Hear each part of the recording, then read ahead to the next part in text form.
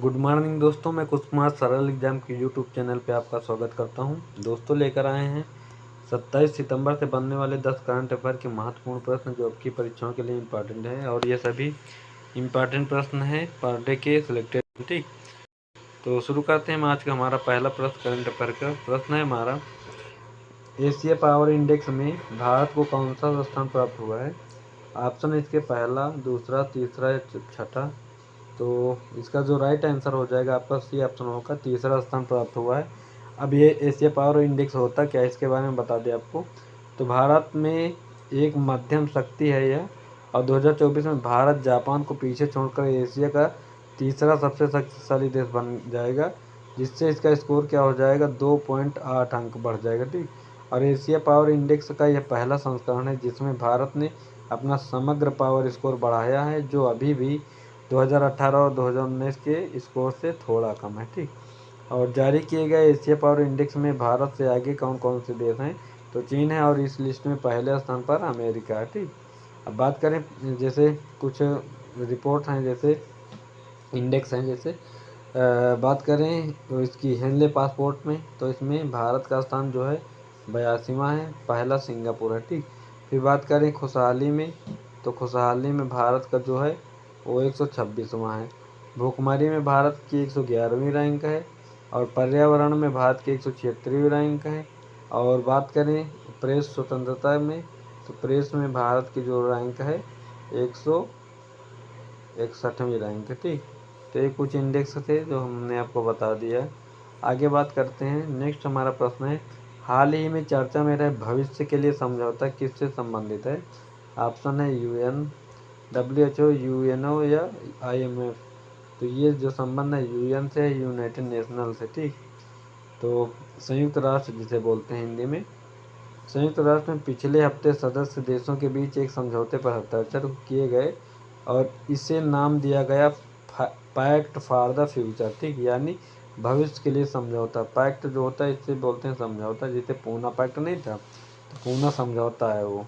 और father of the future मतलब for the future मतलब भविष्य के लिए समझौता। ठीक, और जिसका उद्देश्य क्या है, संगठन को 21वीं सदी में वैश्विक मंच पर अधिक प्रासंगिक और प्रभावी बनाना होता है। और रूस और ईरान समेत 7 देशों ने पैक्ट फॉर फ्यूचर यानी भविष्य के लिए समझौते का विरोध किया है। ठीक, इसमें अगर बताएं तो 193 देश थे एक UN में, और जिसमें 7 देशों ने इसके विपक्ष में अपना मत दिया है। ठीक, और UN की स्थापना की बात करें तो द्वितीय विश्व युद्ध के समय UN की स्थापना हुई थी 1944 में। ठीक, और इसको दान देने वाला सबसे बड़ा, विश्व का सबसे बड़ा दानी रॉकफेलर था, जो अमेरिका का वाशिंगटन का रहने वाला था, और इसने UN के लिए अपनी सारी ज़मीन दान कर दी थी, ये भी याद रखना है। ठीक, नेक्स्ट हमारा प्रश्न है, हाल ही में भारत के पूर्वोत्तर में कौन सा राज्य उग्रवाद मुक्त घोषित हुआ है?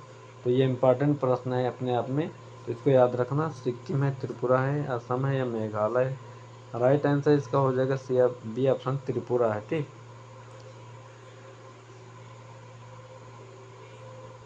तो इसमें बताएं तो राज्य के उग्रवादी समूहों में से एक आल त्रिपुरा टाइगर फोर्स का लक्ष्य बांग्लादेश के आसपास रहने वाले सभी बांग्लादेशियों को वहां से हटाना है। त्रिपुरा सरकार, भारत सरकार और नेशनल लिबरेशन फ्रंट त्रिपुरा द्वारा एक समझौता ज्ञापन पर हस्ताक्षर किए गए हैं, और जिसके तहत 88 कार्यकर्ताओं ने आत्मसमर्पण किया है। नांगा हिल्स उग्रवाद का एक प्रारंभिक बिंदु था। बात करें त्रिपुरा की, तो यहाँ के मुख्यमंत्री कौन है? माणिक शाह है। ठीक, माणिक शाह यहाँ के CM है। और बात करें राज्यपाल की, तो इंद्र सिंह रेड्डी यहाँ के जो हैं वो राज्यपाल हैं। इसके गठन की बात करें तो इसका जो गठन हुआ था 1972 में हुआ था, सिक्किम का गठन। ठीक, तो याद रखना इसको भी, 21 जनवरी 1972। ठीक, अगला हमारा प्रश्न है, हाल ही में किसने विद्यार्थियों के स्मार्टफोन पर प्रतिबंध लगाया है? लंदन, कैलिफोर्निया, पेरिस या इटली? राइट आंसर इसको अमेरिका को कैलिफोर्निया। ठीक, जिसको सिलिकॉन सिटी भी कहते हैं अमेरिका की। ठीक, तो कैलिफोर्निया के गवर्नर गैविन न्यूसम ने एक कानून पर हस्ताक्षर किए हैं, जिसके तहत स्कूल जिलों और छात्रों के उपयोग को प्रतिबंधित करना होगा। यह नया कानून छात्रों को स्कूल में पढ़ाई, सामाजिक विकास और स्क्रीन पर नहीं बल्कि उनके सामने की दुनिया पर ध्यान केंद्रित करने को मदद करेगा।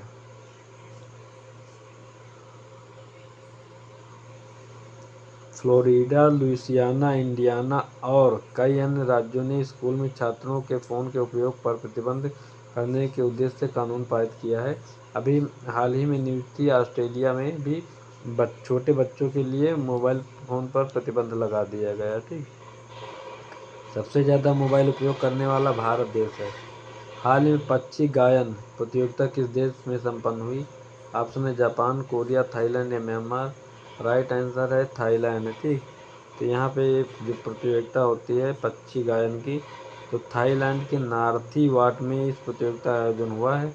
और इस प्रतियोगिता में थाईलैंड के अलावा सिंगापुर और मलेशिया के 1800 से ज़्यादा पक्षी हिस्सा ले रहे हैं। ठीक, और 4 माह की ट्रेनिंग के बाद से पक्षी इस प्रतियोगिता में भाग ले रहे हैं। थाईलैंड सफ़ेद हाथियों के देश के नाम से इसको जाना जाता है। ठीक, इसकी राजधानी क्या है? बैंकॉक। अगला हमारा प्रश्न है, किस केंद्रीय मंत्री ने हाल ही में CSIRT पावर का उद्घाटन किया? ऑप्शन मनोहर लाल खट्टर, अरविंद केजरीवाल, राजीव शुक्ला या मनोज सोनी। तो मनोज सोनी तो फिलहाल बने हैं उसके CBSE के चेयरमैन नीरज छिब्बर की जगह, लेकिन इसका राइट आंसर होगा ए ऑप्शन मनोहर लाल खट्टर पहले हरियाणा के मुख्यमंत्री के पद पर थे। अरविंद केजरीवाल ने दिल्ली का पद छोड़ दिया है मुख्यमंत्री का, और वर्तमान में यहाँ पे मार्लेना बनी है नई CM। ठीक, आतिशी मार्लेना। राजीव इसमें बात करें तो केंद्रीय मंत्री श्री मनोहर लाल खट्टर ने आज उत्तरी क्षेत्रीय विद्युत समिति शहीद जीत सिंह मार्ग कुतुब इंस्टीट्यूशनल एरिया नई दिल्ली में कंप्यूटर सुरक्षा गठन प्रतिक्रिया टीम पावर CSIRTC के पावर सुविधा का उद्घाटन किया। बस ठीक, नेक्स्ट हमारा प्रश्न है, भारत की नई एयरलाइंस कौन सी है जिससे विमानन मंत्रालय ने मान्यता दी? तो ये भी अपने आप में इम्पॉर्टेंट प्रश्न है। ऑप्शन इसके तेजस, शंख, हंस या किंगफिशर। राइट आंसर इसमें शंख होगा। ठीक, शंख नाम की एयरलाइंस जो है भारत में अब काम करेगी।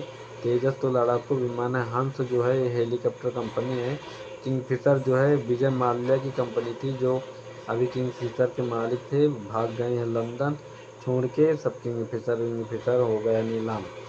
ठीक, तो ये भगोड़ा घोषित हो गया है, कितनी करोड़ों की संपदा अरबों की मसक दिया है, भारत में सब बैठे हैं ऐसे ही। अब इसमें बात करें तो भारत की सबसे नई एयरलाइन संक एयर को देश में परिचालन के लिए नागरिक उड्डयन मंत्रालय से मंजूरी मिल गई है। यह एयरलाइन लखनऊ और नोएडा को अपने हब के रूप में स्थापित कर भारत के प्रमुख शहरों को जोड़ने की योजना बना रही है। उत्तर प्रदेश की पहली अनुसूचित एयरलाइन बनने जा रही है। ठीक है, ये भी याद रखना। और पूछा जा सकता है कि ये एयरलाइन जो है किन किन शहरों के बीच चलाई जाएगी, तो लखनऊ और नोएडा के बीच में याद रखना। अगला है हमारा नेक्स्ट प्रश्न, मनकीड़िया समुदाय को हाल ही में किस राज्य ने विशेष आदिवासी समूह का दर्जा दिया है? ऑप्शन इसके हैं पश्चिम बंगाल, उड़ीसा, नागालैंड या असम। तो राइट आंसर इसका होगा उड़ीसा। ठीक, तो हाल ही में मनकड़िया समुदाय को वन अधिकार अधिनियम 2006 के तहत अनुसूचित जनजाति के कानूनी अनुमोदन के तहत औपचारिक रूप से आवास अधिकार प्रदान किए गए हैं। मनकड़िया उड़ीसा राज्य में पर्यावास अधिकार पाने वाला दूसरा PVTG है, जबकि जिला स्तरीय समितियों DLC ने अन्य 4 समुदायों के लिए अनुमोदन दे दिया है। अब तक पौड़ी भुइयां उड़ीसा में आवास अधिकार प्राप्त करने वाला पहला PVTG जुआंग, चुक्तिया, भुंजिया, सौरा और डोंगरिया कोंड 5 PVTG हैं जिनके FRA के तहत आवास अधिकार प्राप्त करने के लिए मंजूरी दी गई है। ठीक, और बात करें उड़ीसा की, तो उड़ीसा की राजधानी क्या है? भुवनेश्वर है। ठीक, और यहाँ के जो वर्तमान में CM हैं वो हैं मोहन मांझी। ठीक, मोहन मांझी यहाँ के CM हैं। आगे बात करते हैं, नेक्स्ट हमारा प्रश्न, हाल ही में किस हैदराबाद स्थित सरदार वल्लभ भाई पटेल पुलिस अकादमी का प्रमुख नियुक्त किया गया? ऑप्शन अमित गर्ग, सुनील कुमार, आशीष चांदी, आलोक रंजन। राइट आंसर होगा अमित गर्ग को। ठीक। अब आंध्र प्रदेश कैडर के 1993 बैच के IPS अधिकारी गर्ग को 31 अक्टूबर 2017 को उनकी सेवानिवृत्ति तक कार्यालय के लिए NVPNPA का निदेशक नियुक्त किया गया। ठीक। और मध्य प्रदेश कैडर के 191 बैच के IPS अधिकारी आलोक रंजन को NCRB निदेशक नियुक्त किया गया। ठीक। आगे बात करते हैं नेक्स्ट प्रश्न की। तो हाल ही में DRDO ने किस IIT के साथ मिलकर एबहेड नामक बुलेट प्रूफ जैकेट बनाया है? इसके पहले भी DRDO बना चुका है बुलेट प्रूफ जैकेट। ऑप्शन इसके हैं IIT Madras, IIT Delhi, IIT Kanpur या रुड़की। तो राइट आंसर होगा बी ऑप्शन, IIT दिल्ली के साथ किया इसने काम। ठीक। तो रक्षा अनुसंधान एवं विकास संगठन जिसे DRDO बोलते हैं, शोधकर्ताओं के साथ मिलकर ABHED advanced ballistic for high energy defeat, इसका फुल फॉर्म होता है अबहेड का। ठीक। Advance ballistic for high energy defeat के नाम से हल्की बुलेट प्रूफ जैकेट तैयार की। इसमें गोली नहीं भेज सकती थी और यह पूरी तरह से स्वदेशी है। यह मॉड्यूलर जैकेट 360 डिग्री सुरक्षा प्रदान करता है और ये जैकेट IIT दिल्ली में स्थित DRDO उद्योग अकादमिक उत्कृष्टता केंद्र DIACOE में तैयार किया गया। ठीक। DRDO की स्थापना की बात करें तो इसकी जो स्थापना हुई थी 1958 में हुई थी। ठीक। मुख्यालय इसका कहाँ है? तो दिल्ली है। और DRDO के जो प्रमुख हैं वर्तमान में समीर वी कामत है। ठीक। प्रमुख इसकी कौन? समीर वी कामत, याद रखना इसको। ठीक। और DRDO ने रक्षक नामक छोटी राइफल बनाई थी DRDO ने। और जो बर्फ़ पे चलने वाले जूते दिए हैं जो ज़्यादा गर्मी पैदा करते हैं, ठंडी नहीं लगती। तो ये थे आज के हमारे 10 करंट अफेयर के महत्वपूर्ण प्रश्न। उम्मीद है कि आपको ये क्लास अच्छी लगी हुई और ज़्यादा से ज़्यादा लोगों तक शेयर करें। क्लास को लाइक और सब्सक्राइब करना ना भूलें। क्लास अच्छी लगी हो तो thank you for watching this video. Thanks देखने के लिए। बाय।